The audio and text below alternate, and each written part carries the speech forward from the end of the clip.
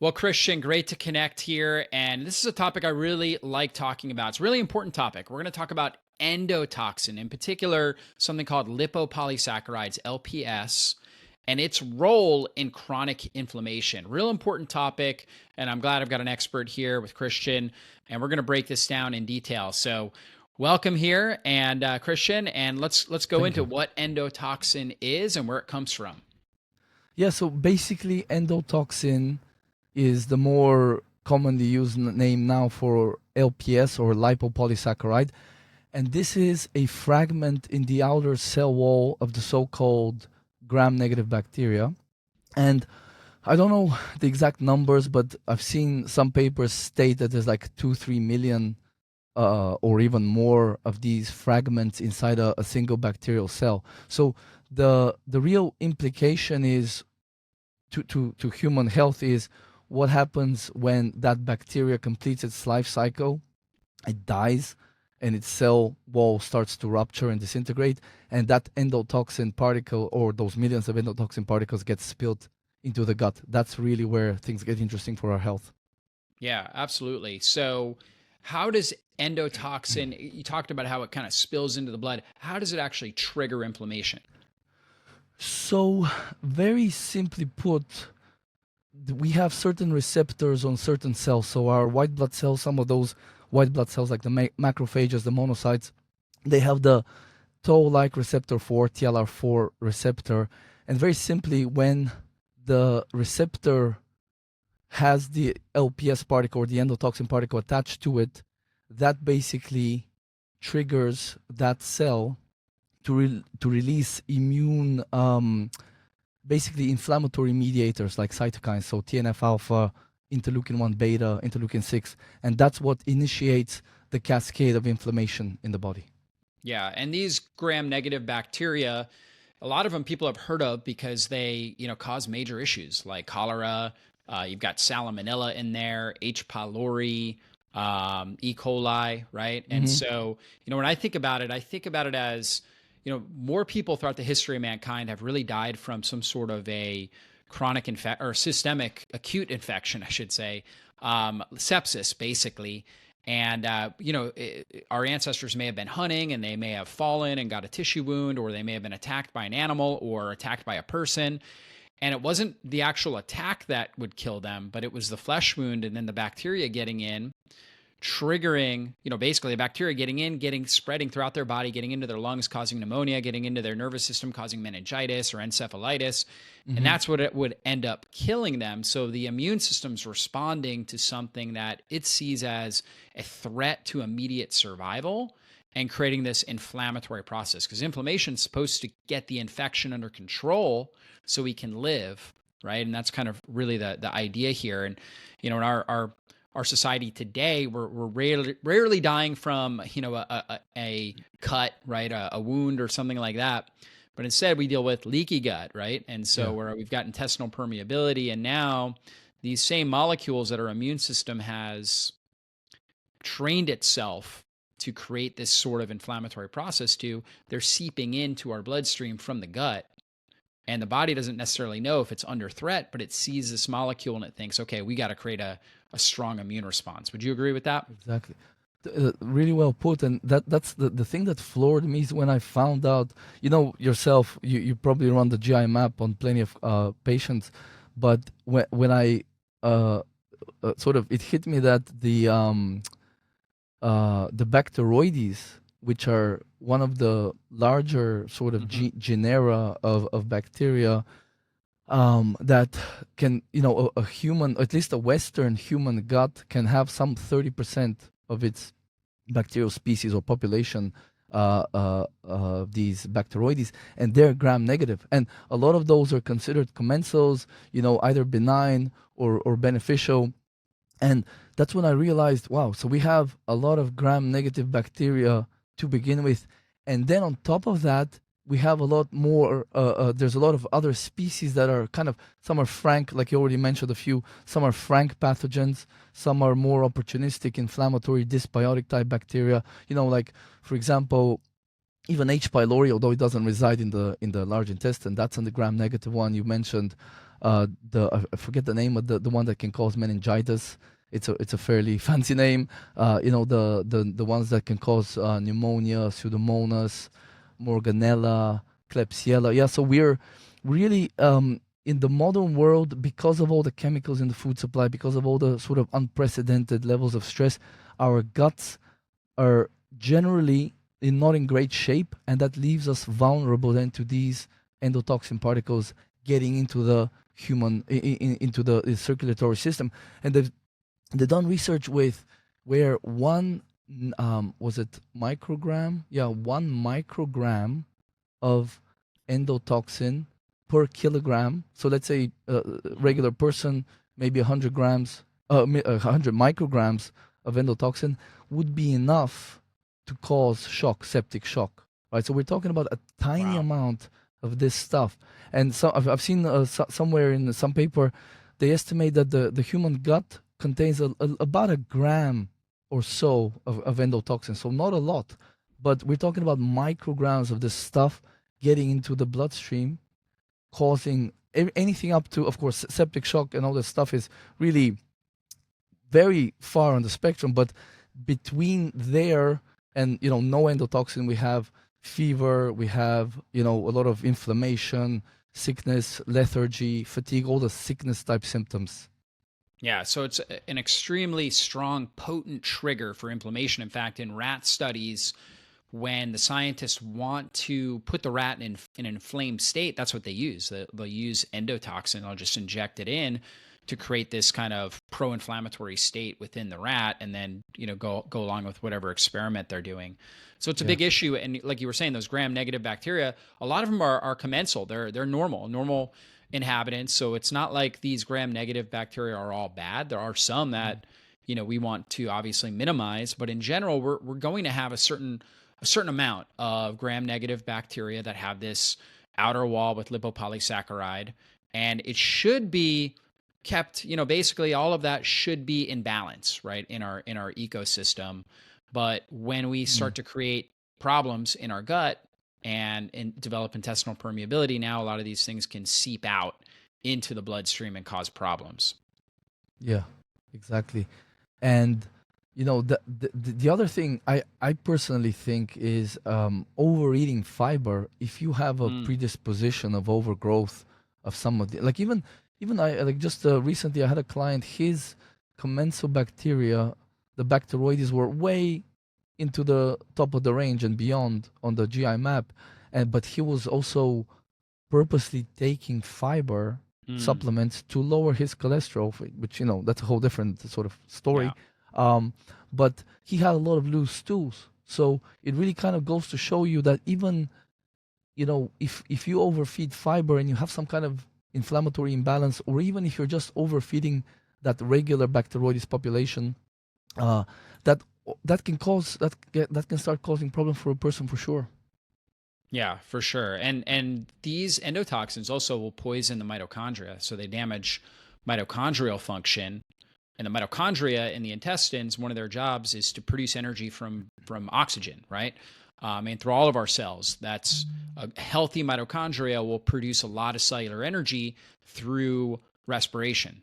And so through the use of oxygen. However, when the mitochondria become damaged, they become obligate sugar burners, basically, glycolysis, and they can't use oxygen. And so that would leave extra oxygen. They would basically producing all their energy through anaerobic glycolysis, and oxygen would be left in the gut lining or in the gut. And now you get an overgrowth because there's too much oxygen Mm. in the gut of aerobic bacteria. And a lot of the pathogenic gram-negative bacteria like salmonella, like the one that causes cholera, are Mm. aerobic or facultative anaerobes, where they can really survive in that aerobic environment. And then the really good bacteria that we want that produce postbiotic compounds that strengthen the gut lining, like, for example, Akkermansia muciniphila and Faecalbacterium prusnitzii and things like that, they need a very low oxygen environment. So when the mitochondria become damaged by different environmental toxins, glyphosate, all kinds of different things, Yeah. as well as endotoxin, now we end up with, again, more oxygen in that gut environment and an overgrowth of these these aerobic bacteria, many of them gram negative, releasing LPS, causing more further, like a vicious cycle of inflammation in our system. Exactly. A vicious cycle is exactly the word, because we know that a huge portion of the immune system is in the gut, co-located in and around the gut. So if you have endotoxin spilling into the lumen, you're going to have immune cells there already triggering inflammatory cascades. Now, to your point, some of those inflammatory cascades can include nitric oxide, prostaglandins, leukotrienes being released. And we know that nitric oxide can complex with complex 4, I think, of the mitochondria, and that can, of course, cause energy production pathway issues.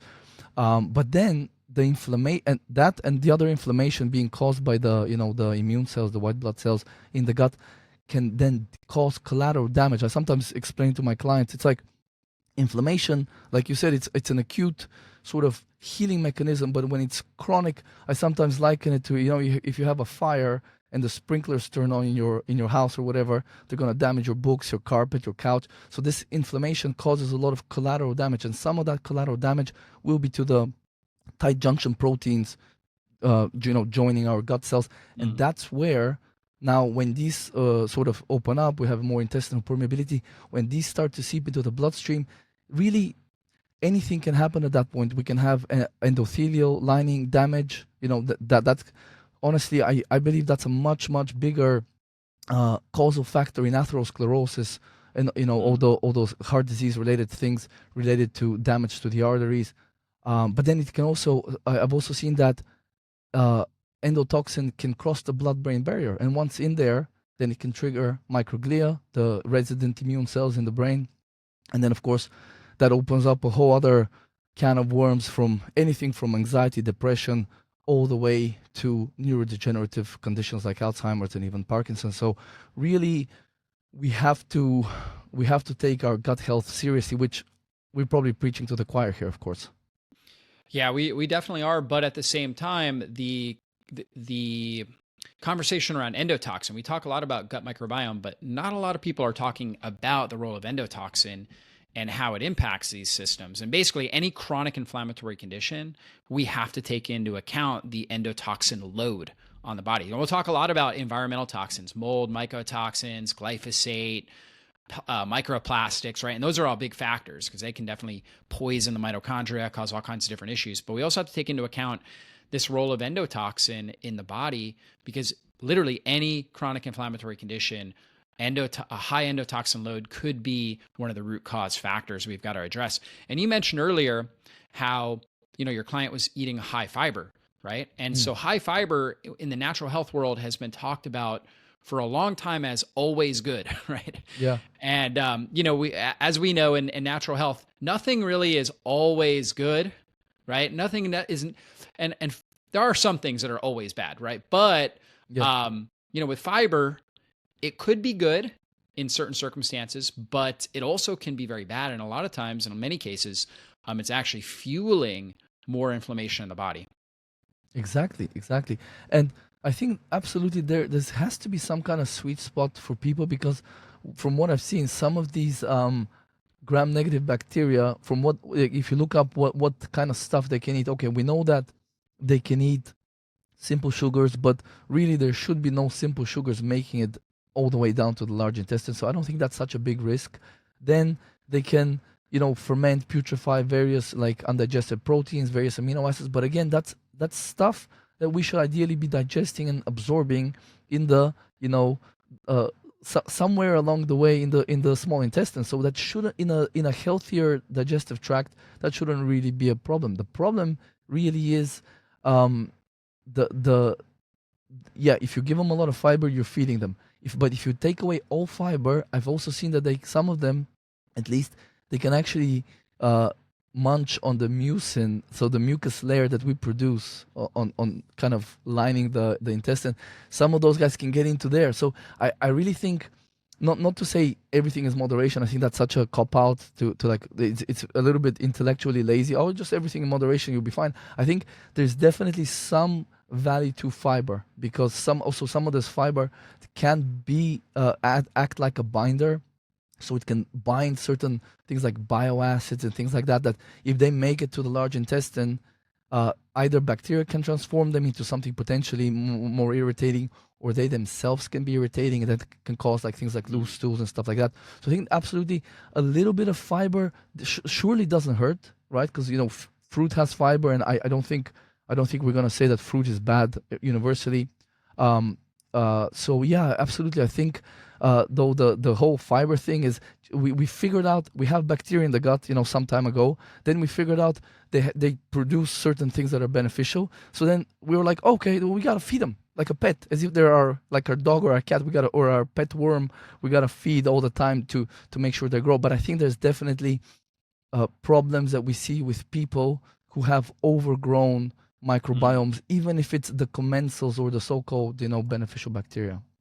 Yeah, for sure. And ultimately, I mean, if you have good diversity in your microbiome and a balanced microbiome, a certain amount of fiber is going to be really beneficial. And I also think that it's kind of like a bell curve. There are certain individuals that they seem to do really well on a higher fiber, and there's certain individuals that do really well on low to almost no fiber, right? And then most of us are somewhere in the middle, right? Those are kind of Yeah. outliers, and then most of us are somewhere in the middle and kind of figuring out. Like for me, I do better on, I guess you could say, a little bit lower, a lower FODMAP style diet, Mm. and a lower fiber diet in general. And if I'm eating too much cruciferous vegetables, for example, I tend to have, worse stools, right? And don't feel quite as Yeah. good if I'm eating a lot of them. I can eat some, but if I'm eating a lot of them, I just don't do as well. So it's part of the diet personalization that's key.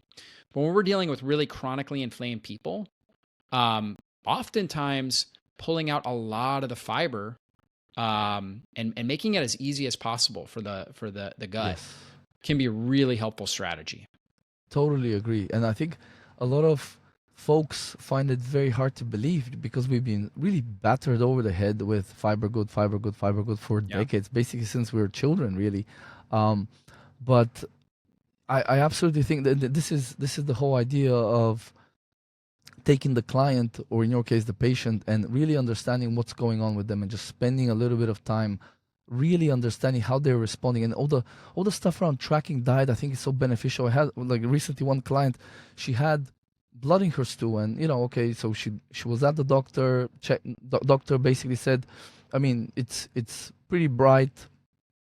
It's probably like a hemorrhoid or something. Nothing I can do.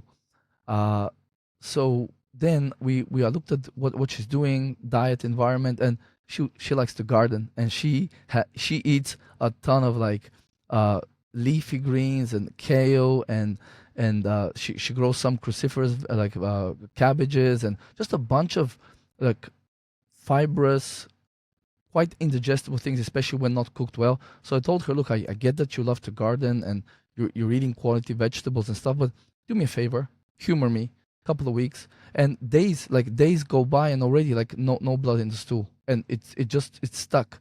Already bowel movements, cramping, all these things start to improve. So I think to anyone that's a little bit incredulous, just have to like keep an open mind, because like you've seen these guys that completely remove fiber. There was one study, like it wasn't like a huge study. Maybe there was like 60 or 80 people. I can't even remember now. Maybe you probably know this one. It's pretty famous. But they had three groups. One group, they were all like constipated, had gas, this kind of stuff, like a lot of digestive symptoms. So they had three groups. One were maintained on a high fiber diet. One had a reduced fiber diet, and one had complete elimination of the fiber.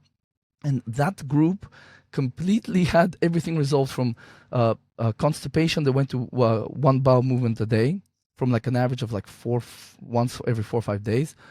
Gas, bloating, pain on defecation went away. Just everything improved. And then the one where they reduced the fiber, they had some improvement, but it wasn't like huge. And then the high fiber group, they just kept continuing having these problems. So I think we definitely have to keep an open mind about this stuff. Yeah, 100%. And there's a lot of people that are getting really good results, for example, doing a carnivore diet. One of the most well-researched diets for people with gut health is a low FODMAP diet, or for FODMAP basically means fermentable carbohydrates, right? And you think about, when you look at the list of all the different FODMAPs, It's all the things that are often touted for having a lot of prebiotics, a lot of cruciferous vegetables, onions, garlic, things like that. But it's one of the most well-researched diets for improving gut health conditions and chronic Yeah. inflammatory conditions in general. So the low FODMAP diet. And then, there's a lot of people that are out there that have had severe gut issues. And there's another diet called an elemental diet, Mm. which is basically like protein shakes with no fiber at all, Yeah. that you're drinking throughout the day for several days or whatever it is, a week or two, and seeing remarkable results. And I remember years ago taking care of a client, and she was a CrossFit coach, right? So she was doing intense exercise, looked great and everything, and all of a sudden she couldn't tolerate any foods. Even when I put her on a low FODMAP diet, she would have all these rashes and itchiness in her skin and all kinds of stuff. And finally, I put her on this elemental diet, where she bought these shakes and she was drinking it. And after about 2 days, she was like, "Oh my gosh, I finally have my brain back, my skin." She felt so much better. She did it for a week, and then we transitioned her to the low FODMAP diet, and then on, and she's been great ever since, right? And Yeah. so these are plans that do work, right? When Yeah. people are doing it right, and the mechanism would be improving that gut microbiome balance and lowering the amount of endotoxin. Yeah. Yeah. And I think that that's where a lot of folks get value from keto or carnivore or even fasting, because just fasting alone, if you're not Mm. eating, especially a person that's eating a very high grain, high bean, lentil type diet, with a lot of indigestible stuff that is, they love to ferment those little guys. Just fasting, a lot of people will get benefits by reducing endotoxin, right? So I think that's probably a huge benefit of fasting.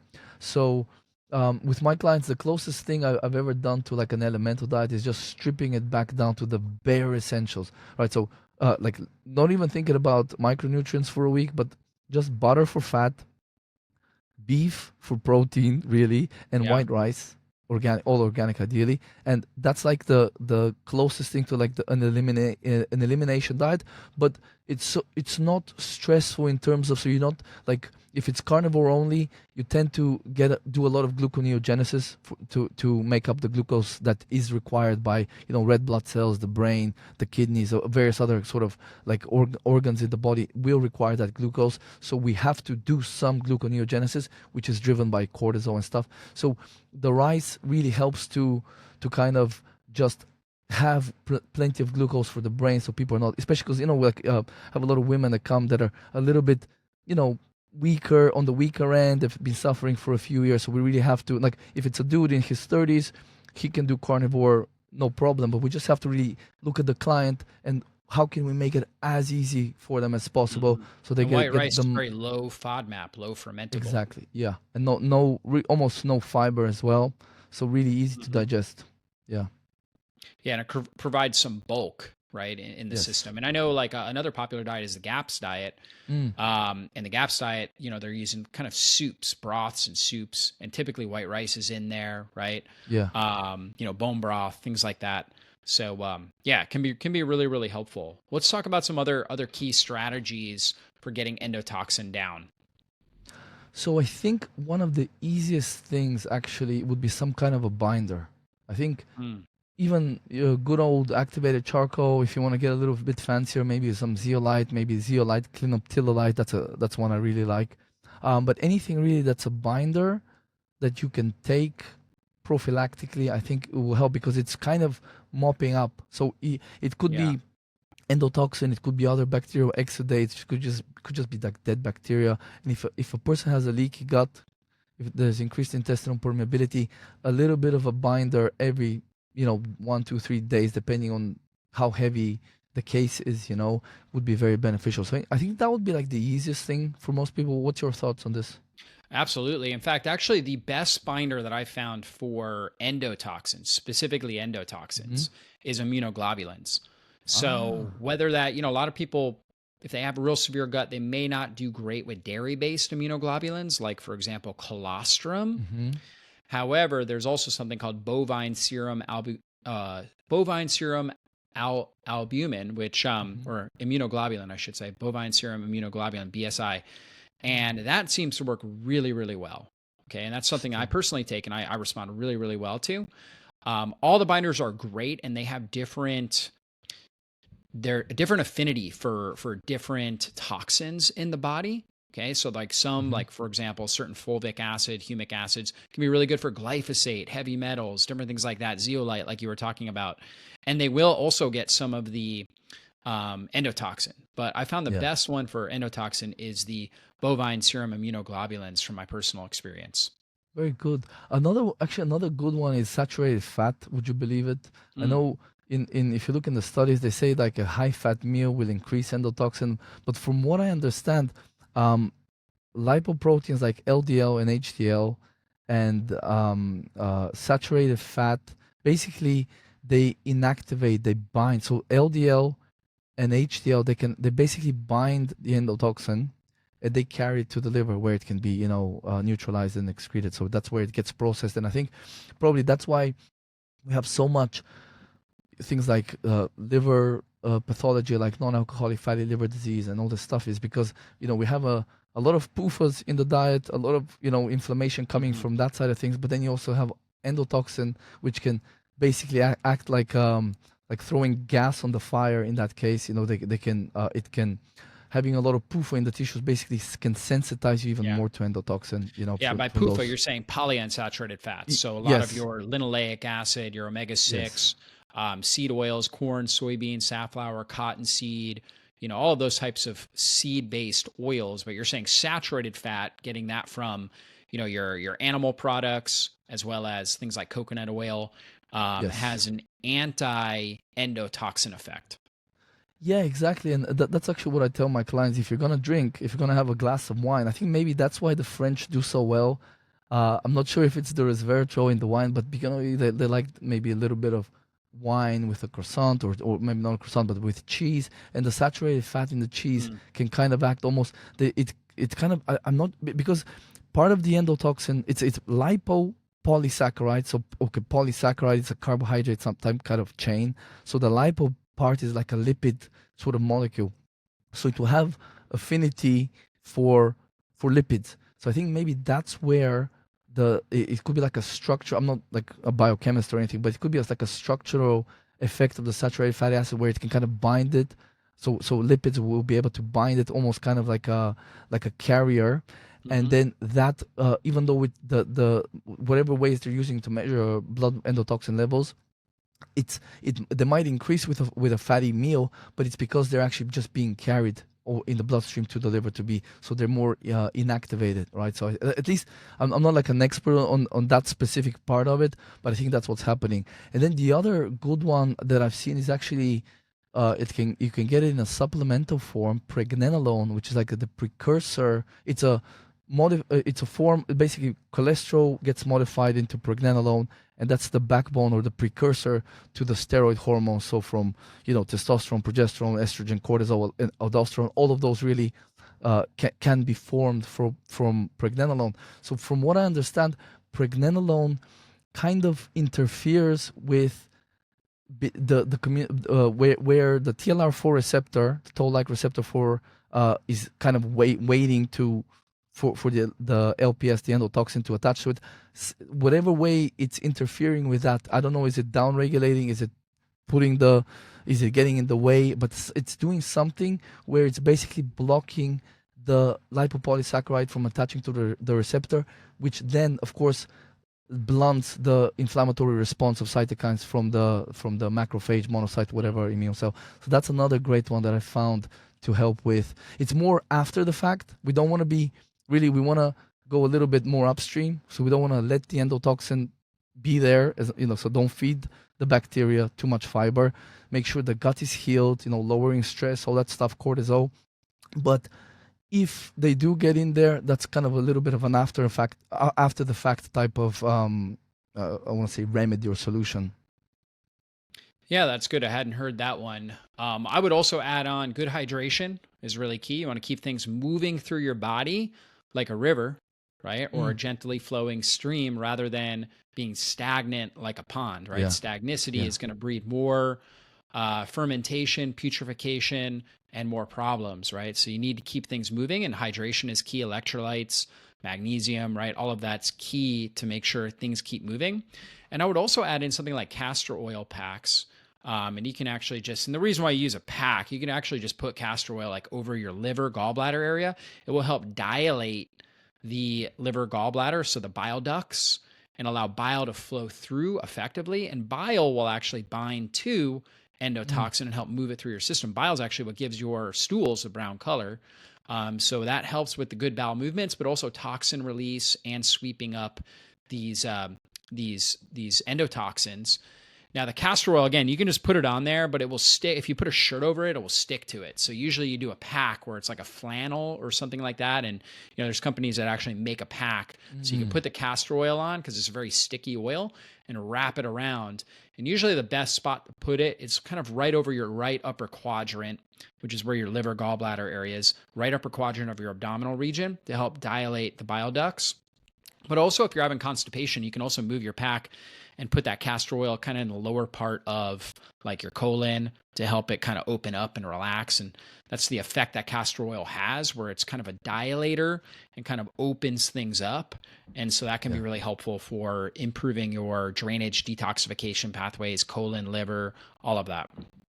Yeah, and actually I saw you have on your website a book on the liver cleanse. If you're gonna be doing all that, you may as well throw in a few liver cleanses in there, because the bile gets recirculated multiple times a day through enterohepatic recirculation. So the liver cells, they're neutralizing, transforming, making toxins water soluble. Then they're getting pushed into the bile. So if you have stones clogging up those bile ducts, you're potentially having these estrogen toxins, endotoxin, that are getting clumped up into these balls that are snowballing over the decades. So I think it's a good idea to just purge your bile just even once in a while, because I think there's methyl mercury, for example, that has a half-life of I think months or multiple weeks or months in the body. So just getting rid of the bile and forcing the body to start afresh to resynthesize it is a good idea in the modern world, because for sure all of us are recirculating some amount of toxins every day, multiple times a day. So that's a further sort of insult to our livers, which, as we know by the stats, a lot of us out there are having some kind of difficulty with our liver. Yeah, super key. I think that's a great strategy there. Now, Chrstian, you also have written a recent book, How to Actually Live Longer. And of course, you talk about endotoxin in there. What can people also find out in that book as well? What else do you go through? I have some, I have my own, everybody has a model. You have to have your own model. But basically, I have my model of the three primary drivers of aging and dysfunction. So I talk about stress, inflammation, and oxidative stress. And, today we discussed inflammation, but really these are very much interconnected stressors or drivers of aging and dysfunction. So inflammation will drive stress, because if you're sufficiently inflamed, you will then secrete cortisol, because that's your body's internal endogenous anti-inflammatory, and inflammation will cause oxidative stress. So really all of these things are interconnected. So in there I discuss some strategies on how to basically start identifying what's causing stress, inflammation, and oxidative stress in your body, and how to begin lowering these things promptly and comprehensively, basically. Yeah, that's great. Guys, you guys should definitely check out Chrstian's book. Again, it's called How to Actually Live Longer, right? So be sure to check that out. And you also wrote a book, The Autism Well-Being Plan, right? Can you tell us a little bit more about that one as well? Yeah, so I published that one in 2020 in March, when the big lockdown started happening. So the launch was not was a bit of a flop, but that was one of my a family member, a child, was suspected of being on the spectrum in 2018, and that led me on a journey to start researching and to help his parents, help him. And that led me to just basically a 2-year journey of digging deep into the research. And I joined some Facebook groups. I saw the moms just really struggling, how stressed they were. So I wrote that book basically I just saw that this is so many people out there need help, because there's so many things that they can do to help their child. Because a lot of these kids, they have a lot of gut dysfunction, a lot of constipation, a lot of anxiety, and a lot of other sort of comorbidities that, at least for many people, when they go to like the GP or the pediatrician, they just say, "Oh, it's because he's autistic." So I was like, "No, that's not because he's autistic. It's because they had this underlying as you know, mitochondrial dysfunction, gut dysfunction, endotoxin is an issue in many kids. Just infections, dysbiosis, deficiencies. I mean, just the list goes on and on and on. Neuroinflammation. So there's very simple strategies in terms of diet, supplementation, just improving gut function that parents can do. So I teach them about some of the lab tests they can run, basic supplementation, optimizing the diet, sleep, all that good stuff. So that was like I just had to get that out into the world to help more families. Yeah. Yeah, it's an important thing. Autism, particularly real severe cases of autism, it's an epidemic. I mean, there's a lot of kids out there that they have to live with their parents for the rest of their lives. They'll never be able to work a full-time job. A lot of times people are kind of somewhat normalizing autism today, but there are people that are on the severe end of the spectrum that that's not normal. It's definitely not normal. No. And you and I both know it's chronic inflammation, neuroinflammation, and it's something that is lifestyle induced, right? And the right lifestyle, the right factors, getting that inflammation under control, that stress, oxidative stress cycle, like you were talking about, can make a huge difference in these people's lives. So, Chrstian, you're a wealth in knowledge. Guys, you can check him out, livelongerformula.com, livelongerformula.com. And check out his books, How to Actually Live Longer, where he dives into what we talked about today in a lot more depth, as well as the Autism Wellbeing Plan, how to get your child healthy. Chrstian, any last words of inspiration here for our audience? Yeah, I just really appreciate you, David. I love what you're doing, man. You're transforming a lot of lives, and glad to be a part of this. And wishing all the very best. And to all the listeners, get that endotoxin under control. It's definitely that and the polyunsaturated fats. Getting those things out of our diet, out of our lives, super important. And then getting our guts working. That's the key. It's like the Hippocrates thing. All disease begins in the gut. The guy didn't have a microscope. He didn't have all the, technology we have, but somehow that wisdom, the people back in the day knew it. And it rings so true today because, every day we find out more and more the ways that a perturbed gut can lead to a lot of health problems. So we really have to take care of our guts. Absolutely. Well, thanks again, Chrstian. And guys, again, check him out at livelongerformula.com, and we'll see y'all soon. Be blessed.